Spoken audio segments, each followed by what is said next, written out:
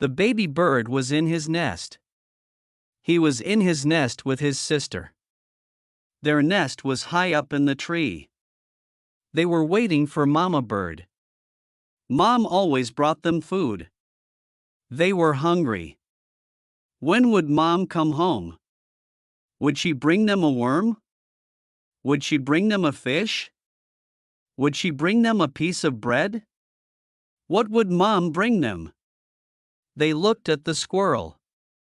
The squirrel looked at them. The squirrel put a nut in their nest.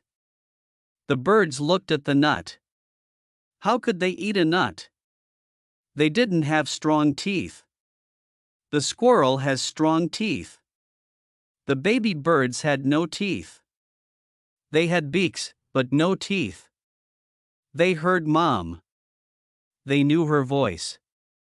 They knew the sound of her wings. She brought them some food. It was still warm. It was delicious. It was pizza. It was pizza with cheese. Baby birds love pizza with cheese.